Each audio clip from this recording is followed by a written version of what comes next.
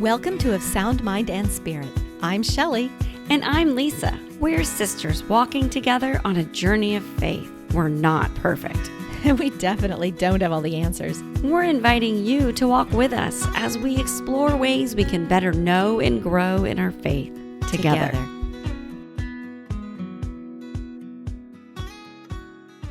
Welcome back to another episode from Of Sound Mind and Spirit. Hi, Shelley. Hey, Lisa. I wish the listeners could see you right now because you're always starting out the podcast with smile, Lisa, smile, and like dancing around, trying to make me laugh while we intro the podcast so that we have good energy. I'm always a believer that if you smile when you talk, people can hear it. I agree. It's just funny. I'm going to have to clip the beginnings of some of these videos so people can see you dancing around at me while I'm trying to compose myself and talk. Well, that would be a true behind the scenes moment, wouldn't it? It would. And actually, it leads in nicely to our conversation today because we are going behind the scenes of our little podcast here. And not like you may think. We're not going to talk about typical podcasting stuff. We're going behind the scenes, you ready, of our sister relationship. Yay. Can you tell we're really excited about that idea? I think you're a little nervous. I think we're both a little nervous to kind of pull back the curtain on our sisterhood here, being sisters, and what it really is like. Well, I'll say the ins and outs, ups and downs, right? And honestly, I think it's taken us, 6, 7, 8 months to even be comfortable having this conversation. Are we comfortable having this conversation, Shelley? We're going to find out as we walk through this. But also, I think it's interesting how this conversation topic came about. Yes. So I don't remember how long ago it was, a week or two ago, I posted a picture of you in adoration. I was sitting a couple of rows behind you in adoration, and I took a picture of you, and I posted it. And you did not know I was there. No, I did not. Neither one of us realized we were going to adoration that day or at that time. And so it was kind of a surprise when you were leaving and you turned around and you saw me sitting there. It was a spontaneous moment. It was a spontaneous moment. Holy spontaneity. There we go. So we received some feedback on social about that picture, and I'll let you talk about the feedback. Yeah, so actually after you posted that picture on social, we received feedback from a listener who messaged and said that sometimes she sees pictures of us or listens to our podcast and feels a little bit of jealousy about how close we are and how we share our faith together. And she mentioned that she wishes she and her sister had that, and they don't for a number of reasons. And you remember, Lisa, when the first time we started talking about that and why that was and why did we think we were close in that respect, it kind of turned into a real... her feedback and what we each thought about it. What happened, Right, Shelley? about why we were close. What happened? Well, true to form, not that the listeners will know this, but we got into a real sisterly squabble because we realized after we finished talking about why it was this way and not that way and not your way and not my way, that we see it from two different perspectives. And it took us, about 30 minutes to realize that it was because you were looking at something that happened after I had gone to college, and I was looking at some things that had happened when I was a child and you were too young to know it. So. I'm gonna go with your reasoning there just to avoid another squabble on the podcast. Thank you. But the other funny thing is that the reason you were at adoration that day. Why were you at adoration that day at that time, Shelley? Why don't you share with the class? Because you were being bossy and argumentative, and it was making me frustrated, and I knew better than to get into a big argument, and I had to go cool off and calm down, and I realized it was Thursday and there was adoration available, so I just packed up my purse and my journal and hightailed it over to adoration to cool off a little bit. I told you later, I'd been there maybe about an hour, and I think I heard you cough or make a noise in your throat or sniffle or something. And all of a sudden I realized that sounds like my sister. She's right behind me, isn't she? Don't look, don't look, don't look. Dear Jesus, she's right behind me. Okay. And then like 15 more minutes, I was like, oh, I gotta go. I'm running late. And I got up and I genuflected and I turned around and there you are smiling at me with that big Cheshire grin you have like, hey. And now I know it's because you had already taken a picture. I had, yeah, I saw your car. I was going, because I usually go on Thursday afternoons, and I saw your car in the parking lot. So I knew you were there before I walked in. And I didn't mean to sit behind you, but I sat in my normal spot. So sorry. No, that's funny because that's my normal spot too. So, and we Yeah. didn't know that that was each other's normal But spot. the Yeah. reason, dear listeners, we tell you this story is we always say we're not perfect and we don't have all the answers. That is kind of our mantra because we're not. And our relationship isn't either. I mean, we are, gosh, I don't really know that many sisters who don't have their own ins and outs and struggles. And I think through doing this podcast, we realize how much more common it is than we think. Sisters being kind of struggling and at odds with each other. And we have many recordings, the two of us talking, walking through the woods and stuff, trying to figure out why we have these struggles with each other.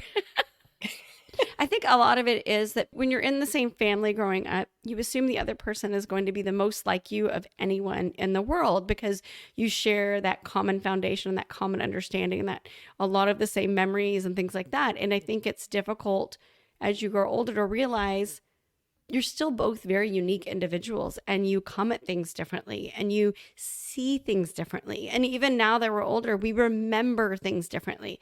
And our personalities, 100%. yeah, there's a lot of things we argue about memories. And we have very different memories about the same thing. And I think also we've now lived apart longer than we were ever in the same home. And even though our age range isn't that far apart, it just doesn't matter. We had different experiences while we were growing up. And then, of course, now that we are both married and live in our own places, we're very different. And so I think what has been surprising is when we looked up the statistics as to how many sisters don't really have good relationships. I know you've got it in front of you, Shell, the numbers there. But it was quite surprising because while I know that there are some that don't speak, who are completely estranged. I found it. Only the study I found, and I don't have the citation for you. Shelly's going to get mad at me for that. This study said only 25% of 18 to 65-year-old siblings, not just sisters, have a highly supportive sibling relationship. So only a quarter. And the majority of siblings are apathetic to each other or hostile. Shelly, do you remember when I told you those stats, your response? I was shocked. I really was surprised. I'm not surprised that people squabble or people bicker or people have competitiveness or jealousy or any of that. I was surprised that they were hostile. That was the word you used, right? Hostile, yeah, apathetic or hostile. That a majority of siblings. No, that's just sad. I mean, really, truly. It is because your sibling relationship is probably your longest relationship in your life. Yes. It could be. It very well could be your longest relationship. In preparation for today's talk, we kind of discussed how that happens or how easily it could happen because any relationship requires work and any relationship requires awareness, I guess, of how the other person is responding and how we're feeling and how we're reacting to the other person and maybe even why, or maybe that's just us. I mean, no, sorry, I think that's how relationships work. I mean, we're both married for over 25 years. That's definitely how marriage works. You definitely have to have an awareness of the other person and a willingness to be quiet when you need to and speak up when you need to and apologize and forgive and all those things. But I think that for some reason, a lot of times in families, we we don't think of it as a relationship in that same way. We think that the other person is supposed to, I mean, again, love us unconditionally, but we still have to do the work because love is one Right. thing and having a relationship is something else. Love is an action verb. Love is not a passive verb.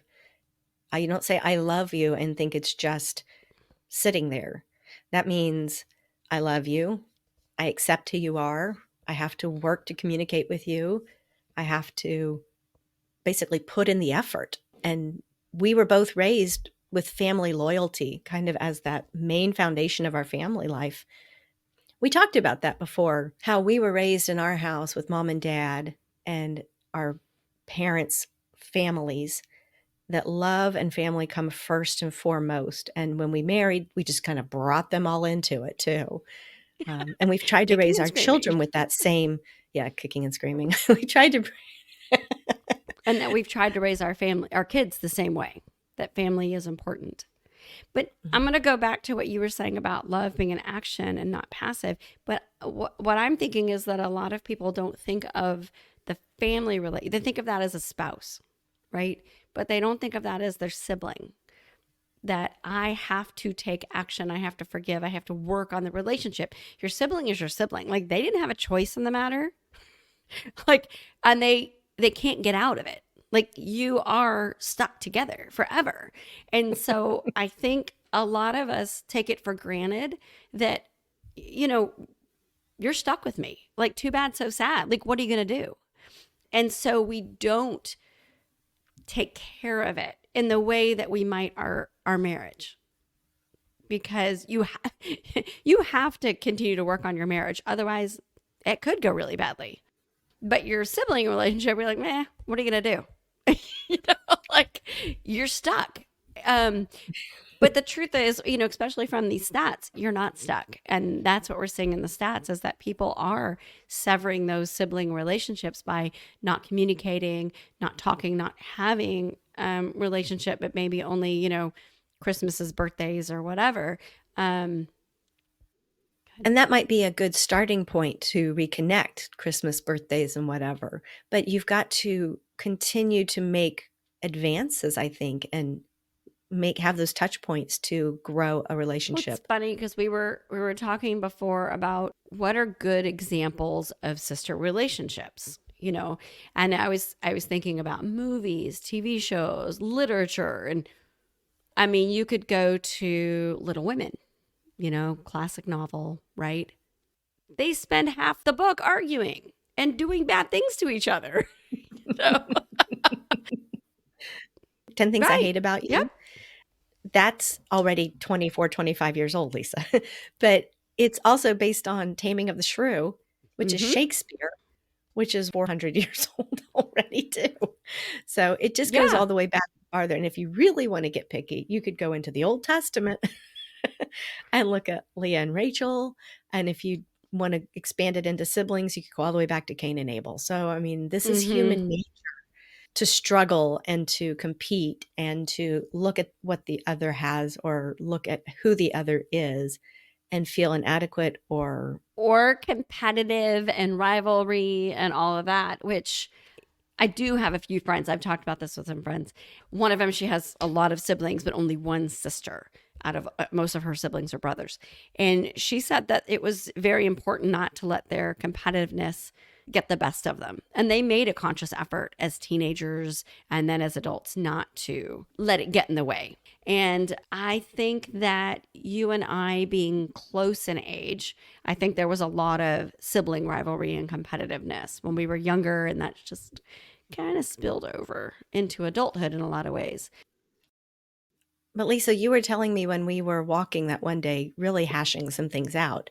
And you told me your perspective of growing up, I'll say in my shadow, but I don't think of it that way. And I had never looked at our childhood growing up in those years from your perspective. I Mm-hmm. had never considered it. And so it was very enlightening to me. I had no idea that that was how you felt or that was how you were viewing this. Yeah, you'd never taken the time to consider that I was the younger sister and that I had to do all the same activities you did, but you always did them better because you were the older sister. So I spent most of my preteen teen years trying to catch up to you. And honestly, you can't because I was younger. And so you just did everything better. And you never stopped to think about how that shaped my, personality and relationship and things like that. And see, I'm already coming back at you thinking, well, why would I? Or how would I? I have no idea what it would be like to be the younger sister. I only Yeah. have my perspective and I mean, I'm sorry, at, 12, 13, 15, 20, I'm not going to look backwards and think, what's it like for you? No, I I don't meant know as that you could look ahead and think, what would I do if I were the older sister? adults. Think what it was like for the other. Yeah. Yeah. No, never crossed my mind. Yeah. Like I had to switch Not, piano not good, not teachers when I bad, was just young because the piano teacher compared me to you constantly and saying, well, your sister does this. Your sister's really good at this. Why aren't you doing it like she does it? and nobody ever told me that. You never wondered why I switched piano teachers? You don't remember that Mom drama? just said you didn't like the piano teacher, that y'all weren't getting along, or you just was a different personality and you needed somebody different. Okay. You mentioned us walking and talking, in the woods and how really hashing out kind of some of our, we'll call it issues or why we struggle with each other. And I want to clue in the listeners as why we were doing that. So a little background. We've had the Outside Mind and Spirit 15 years this year. This year is 15 years that Wow. we've written together. But when I say together, so what's interesting about this is we never wrote the same. You would write something or I would write something. We shared the website and social media and all of that, but writing was very individualistic. We're cheerleaders for each other. We'd edit each other, but we weren't combining on things very often. So about almost 2 years ago, we started working together to try to come up with a project together. Combine our voices. And I don't mean Right. voices as in podcast voices, but like how do we combine us into one project? And what we discovered quickly was that we had a lot of communication struggles that we needed to work through. Is that a good way of saying it? I think what I said was the only way we could write together is there's not enough therapy in the world for us to be able to work on something together in that respect. And I remember you and I took that together as a challenge. Yeah, we're competitive. So we're like, I'm going to get it before you do. But how do we work together? How do we work through the Mhm. things that were causing disagreements between us? And I forget who suggested it, you or I, but I really do. I can't remember exactly Okay. If where it was the a good impetus suggestion, came I'll say it from. was me. Okay, I'll give it to you. But we each took a notebook. I don't remember if we were writing what we wanted to say to the other person, but we wrote out all of these thoughts together and then we exchanged the notebooks. And Yes. I remember that it felt like a safe way to tell the other person what we were thinking. And I would only do it if we were sitting in adoration because I wanted to make sure it was coming from a good place. That was definitely your idea. I remember. Because there's a little part of me that was ticked off at me being forced to do it. That's so funny. That sounds That's our right. relationship. Like you're the bossy older sister, and I'm like, no, you're making me do something. Yeah. But it did work out very well. It worked out really well because there was an issue that we're not going to bring up that we were still struggling with, really. And being able to put it on paper, and then I gave it to you to read, you gave me yours to read. It was very eye-opening, Mhm. I think, from both of us. And that was the beginning of trying to learn to Right. work together. And I think kind of like what I was saying, you couldn't understand the younger sister trying to keep up with the big sister and all of, that's where my competitive spirit comes in. It's funny because we've done that several times now where we exchange notebooks and, try to be honest with each other about how we perceive things. And it is enlightening because I think that, like I said earlier, because we grew up in the same family with the same parents, with the same family I values. feel like we should be more alike. We should think the same. We should, and we don't. And it's like I forget that we're each a unique individual. We're very similar. Don't get me wrong. We are very similar. People but tell us we're all the time. very different at the same time. So I get told we look a lot alike, which is weird Me to me too. because I Are don't think y'all we look twins? alike. No. I mean, huh. Now I know people listening to the podcast right now are like, y'all sound alike though. I know. I can't fix it. Well, Lisa, I can't do a thing about that. I'm gonna learn an accent, I swear. I'm gonna learn one. Um, but I think that you and I have walked through a lot of, I'll call it healing, and there's not any trauma or anything we need to heal from in that way. It's just trying to heal our relationship so that because we want to work together. I mean, I think that was the big key for us. We'd done these things kind of, I'd say, side by side. And then now Right. we wanted to do it together to combine our voices. And that was one of the catalysts for starting the podcast was after going through this period, and I'd been badgering you about it. But let's do this. This would be writing was together was proving difficult. So why don't we try this? Why don't we try speaking together?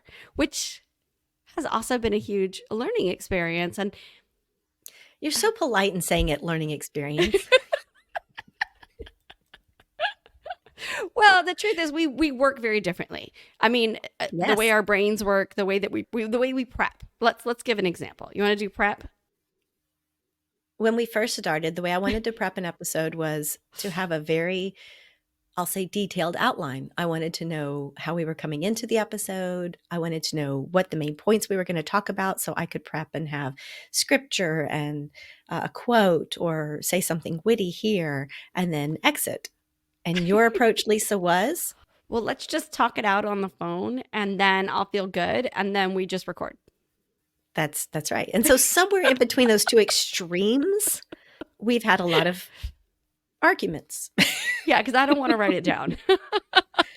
And I'm not 100% comfortable just going after it. So, but Yeah. I will say that we've both kind of met more in the middle. Mm-hmm. Usually now we have at least what we're trying to talk about, where we're trying to go with We it. also have learned that we need to pray before we do anything together and invite the Holy Spirit and really focus on what God wants from us. I think that is, we can't leave that out. Like, I think that has been a huge No, component that is of all true. of this for us. And Very then much. we've also really, besides trying to understand why we argue, at getting better at acknowledging it when the other person is in a mood and being willing to move past or pause or, whatever. So it's, I'm sitting there thinking, like, why are we telling people all of this?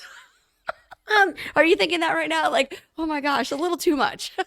no, but I was thinking when you said, can I give an example? I was thinking both of yesterday and I was also thinking of when we recorded episode 16 following Mary to Jesus, because Oh, I yeah. think that was the real first time that we had a topic that I wanted to do, and you were very much giving me pushback, and it Hmm. took us understanding Yep. why.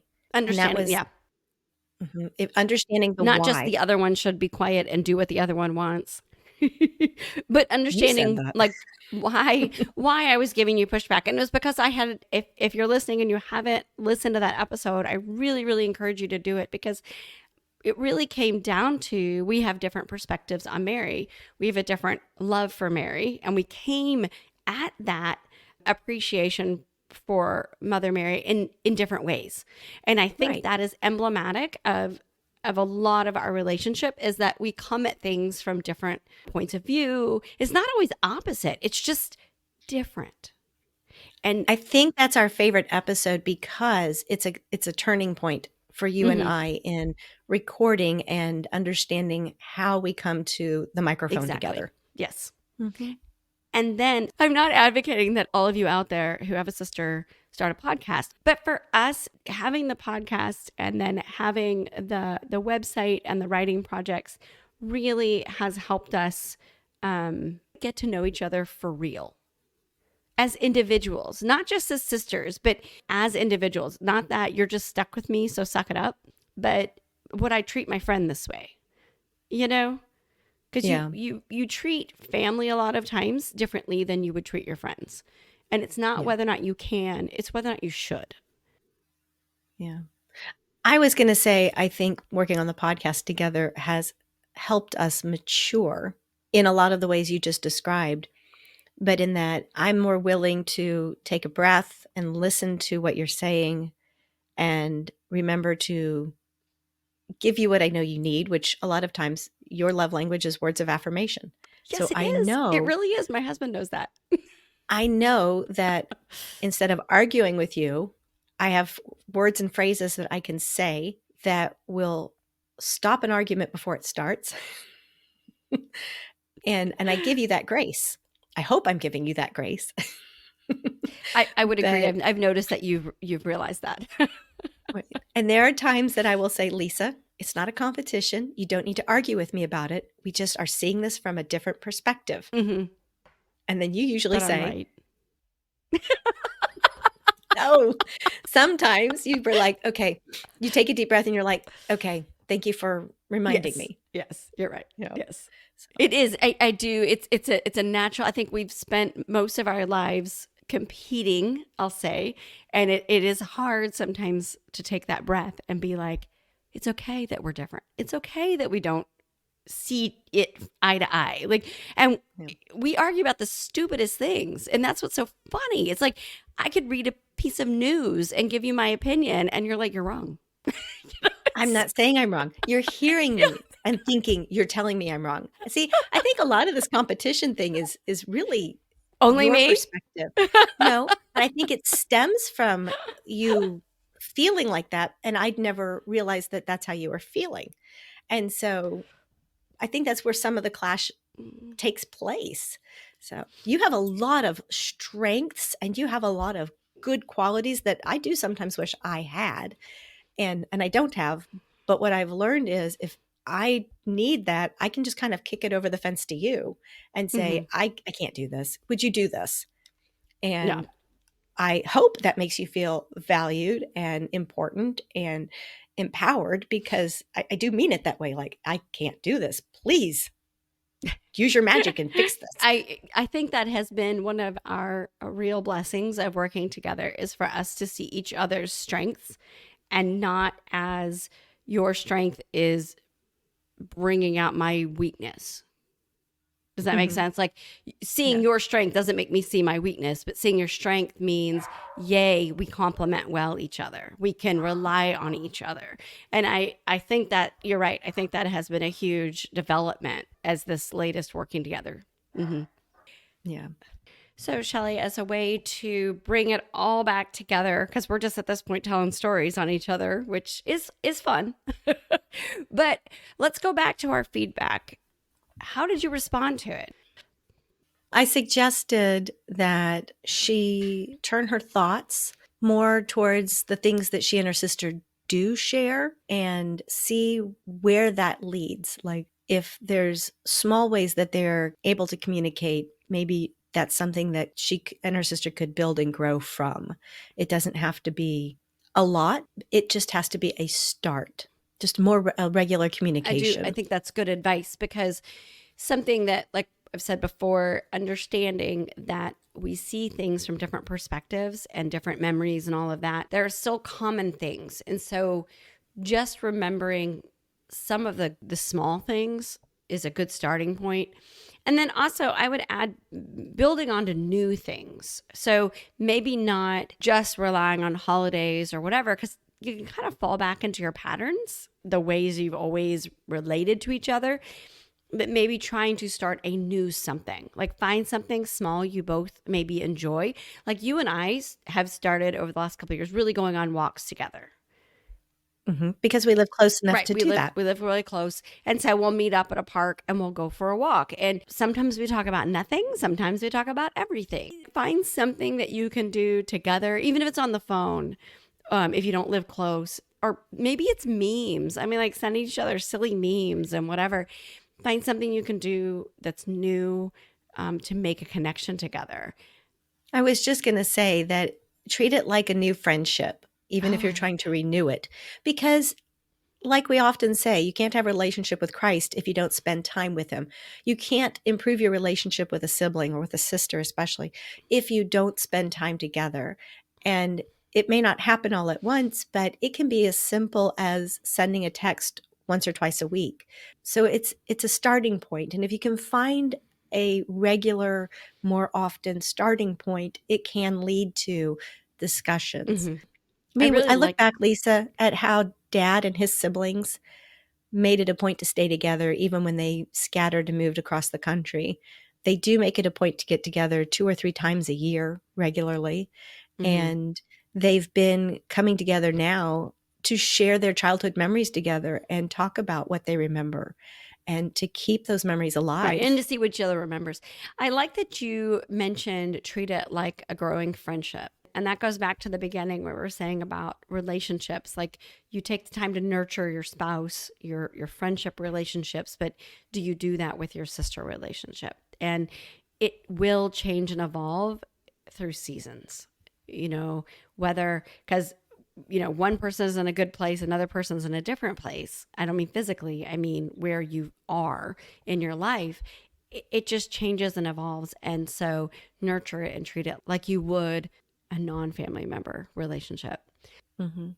And one of the things that's really important too, and that's something you and I have learned over these past, I'd say 2 years, we are learning how to communicate to each other in a different way. Mm-hmm. And we're learning to work through areas where we have conflict. And a big part of that is we are, I was going to say we've learned, but I would like to say more, we are practicing Mm-hmm. finding the words to apologize to each other. Mm-hmm. And I don't think we grew up in a family that did a lot of, I'm sorry, I'm sorry, I'm sorry. But we are working harder at apologizing and then moving on from that so we don't come back to revisit. And the other person has to learn and practice being able to accept the apology and also put it down and move on from it. Right. And and that's a little different than forgiveness, but it's at least acknowledging the conflict and your role in it, both of you, and being able to move on. And that's a hard thing to do, especially with your Mm-hmm. sister. Yes, I was going to say apologize and not I'm sorry, but I'm sorry. But, whatever, explain it. Just, I'm sorry. I, I was wrong. I'm sorry. And then the other person has to acknowledge, no, yes, you were really wrong. And I accept your apology. That's But how Lisa just, does it, just so you yeah, know. I struggle with, I admit it. I struggle. I want to be right. I'm sorry. I don't know what it is about me. But just to say, I appreciate your apology. Okay, let's move forward. Yep. And there are Yep. plenty of times Yep. where I'm in the wrong and I have to practice on the other side of that too. And so this is a very strange episode. I feel very strange about this. But at the same time, I think that it's important. I think it's important because I know that because you listen to us speak together and how social media presents and I'm not, I mean, obviously we're not going to post like a recording of us arguing or something on social media because that would be No. really like horrible and awkward.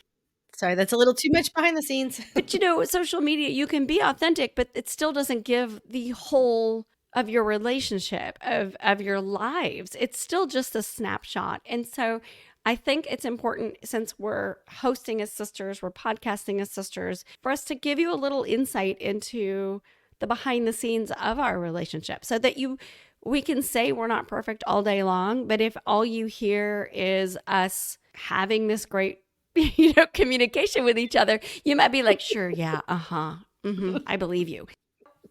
It's And hard so work. it's important for us to acknowledge that no, our relationship is not perfect either. And we do work on it constantly. It is a work in progress, and we invite prayer and the Holy Spirit into our relationship constantly to help us move forward. Because, and I think this is what's important, Shell, we just feel called to do this together. Yeah. And so to do that, we need to do better at working together and communicating with each other. And so Right. that's Right. I like to think that somewhere out there, there are listeners who God is speaking to through us. And we don't know who you are. And we don't know what it is we're saying that is resonating in your heart. But if you're out there and if anything we're saying is truly touching your heart, please know it's not from us. It truly is coming from the Holy Spirit. And we are just the vessels that God is using to tell you something. And and I'm actually tearing up right now. And maybe in a part two, it's that God wanted our relationship, Lisa, to heal and for us to be close as sisters together. And maybe that's why we're being called to do this also.